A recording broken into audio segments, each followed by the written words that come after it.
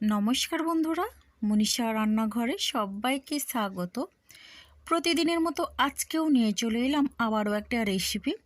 আর এটা কিন্তু খুবই সুস্বাদু আর খুব সহজেই বানানো যায়। যাদের হাতে সময় কম আছে আপনারা খুব কম সময়ের মধ্যে এটা বানিয়ে নিতে পারবেন।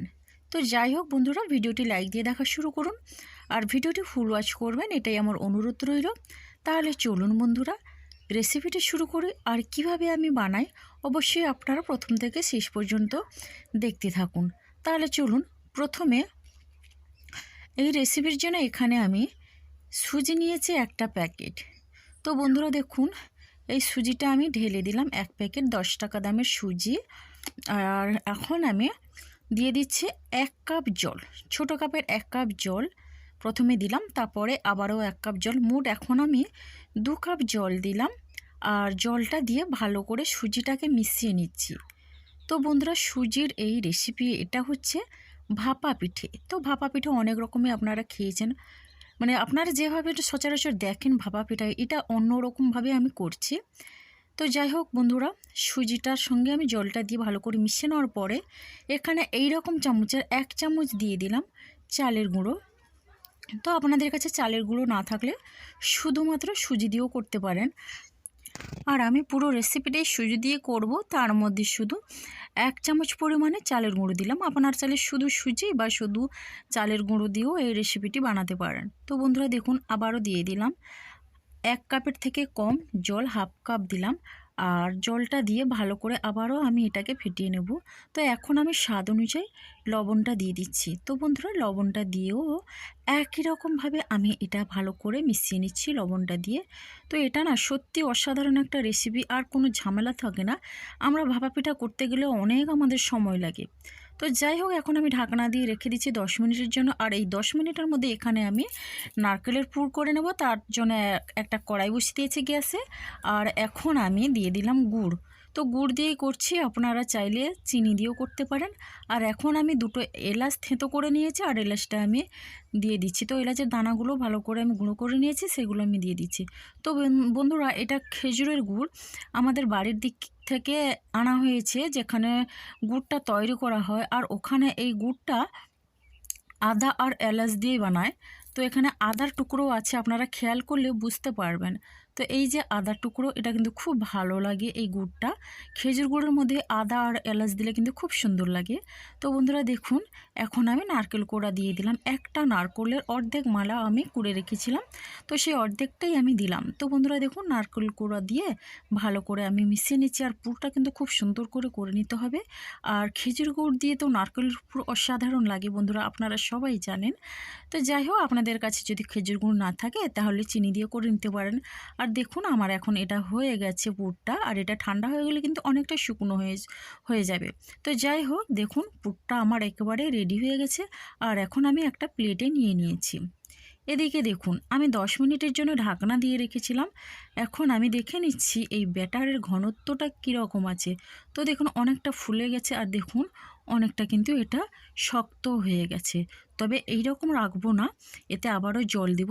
তার আগে আমি ভালো করে এটা ফেটিয়ে নিচ্ছি। যত ভালো করে মেশানো হবে বন্ধুরা, এটা কিন্তু খুবই ভালো হবে। তো দেখুন, আবারও আমি জল দিয়ে দিলাম 1 কাপ।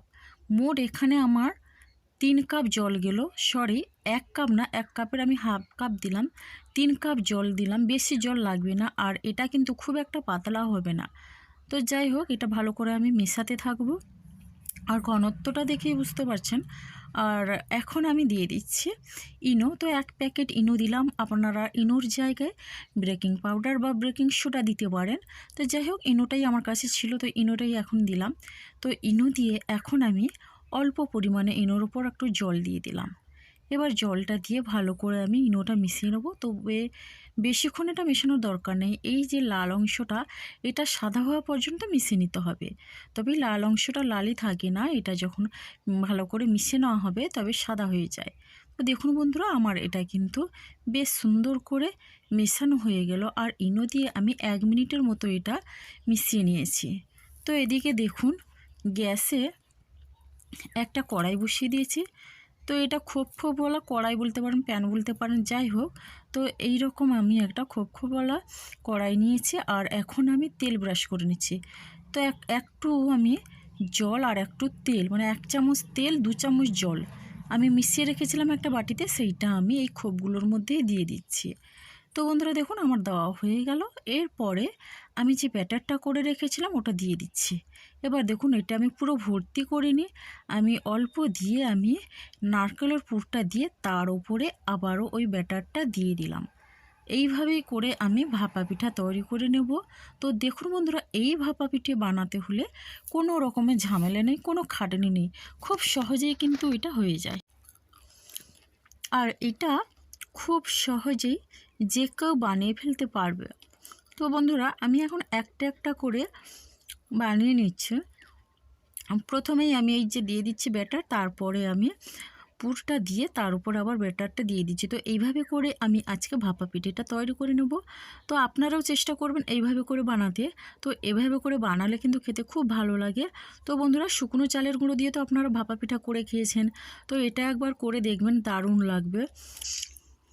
যারা কোনোদিন ভাপা পিঠা করেননি বা করতে পারেন না আপনারা, এটা যদি একবার চেষ্টা করেন তাহলে খুব সহজেই আপনারাও করতে পারবেন। তো যাই হোক বন্ধুরা, এখন আমি এই পিঠেটা ঢাকনা দিয়ে তৈরি করে নেব। আর এখন আমি ঢাকনাটা দিয়ে দিচ্ছি। আর এটা কিন্তু বানাতে 3-4 মিনিটের মধ্যে হয়ে যায়। তো এটা বেশি সময় লাগে না, 3-4 মিনিটের মধ্যে এটা হয়ে যাবে। তো দেখুন আমার কিন্তু এটা রেডি হয়ে গেছে, আর আপনারা দেখে বুঝতে পারছেন অনেকটা ফুলে গেছে। তো এখন আমি এটা তুলে নিচ্ছি। তো যাই হোক বন্ধুরা, আমার সবগুলো কিন্তু রেডি হয়ে গেছে, একটা একটা করে আমি এখন তুলে নেব। আর কারা কারা এই রকম ভাপা পিঠে বানান অবশ্যই কমেন্ট করবেন। আপনাদের কমেন্টের অপেক্ষায় আমি থাকি। আপনাদের একটা মিষ্টি কমেন্ট কিন্তু আমাকে অনেকটা উৎসাহ দেয় নতুন নতুন ভিডিও দেওয়ার জন্যে। তো যাই হোক বন্ধুরা, প্রথমেই কিন্তু আমার এটা হয়ে গেল। আবারও আমি বানিয়ে নেব বাকি যে ব্যাটারটা আছে, একই রকমভাবে বাকি যেটা ছিল সেটাও আমি বানিয়ে নিচ্ছি। তো বন্ধুরা, আপনারা যারা কোনো দিন ভাপা পিঠে বানাননি, এটা তো আপনারা অবশ্যই চেষ্টা করতে পারেন। তো যাই হোক, এটাও আমি এই একই রকমভাবে তৈরি করে নেব। আর যদি এই রেসিপিটি ভালো লেগে থাকে তাহলে আপনারা লাইক, শেয়ার, কমেন্ট এবং সাবস্ক্রাইব করে আমার পাশে থাকবেন। আর যেসব বন্ধুরা এখনও আমার চ্যানেলটিকে সাবস্ক্রাইব করেননি, প্লিজ সাবস্ক্রাইব করে পাশে থাকা বেল আইকনটি প্রেস করে নোটিফিকেশন অল করে দিন, তাহলে সবার আগে আপনি আমার নোটিফিকেশান পেয়ে যাবেন। তো বন্ধুরা দেখুন, এখন কিন্তু আমার এই পিঠেগুলো হয়ে গেছে আর এটাও আমি তুলে নিয়েছি। তো সবশেষে দেখুন বন্ধুরা, একটা প্লেটে আমি নিয়ে নিয়েছি পিঠেগুলো। আর দেখুন অসম্ভব সুন্দর হয়েছে দেখতে, আর নরম তুলতুলে, আর ভেতরে কিন্তু অনেকটা ফাঁপা, আর এটা স্পঞ্জি হয়েছে। দারুণ একটা রেসিপি, খুব সহজেই যেটা বানানো যায় আর যে কেউ এটা বানিয়ে ফেলতে পারে। তাহলে দেখুন বন্ধুরা, এই পিঠেটা কি সুন্দর হয়েছে, ভেতর থেকে কতটা সুন্দর লাগছে দেখতে। এটা একেবারে ইউনিক ভাপা পিঠা। তো যাই হোক বন্ধুরা, আপনারা সবাই সুস্থ থাকবেন, ভালো থাকবেন। অনেক অনেক ধন্যবাদ। আপনারা যারা আমার ভিডিওটি ফুল ওয়াচ করলেন, আপনাদের অসংখ্য ধন্যবাদ। আপনারা সবাই ভালো থাকুন। আজকের ভিডিওটি আমার এই পর্যন্ত। আগামীকাল আসবো আবার একটা নতুন রেসিপি নিয়ে।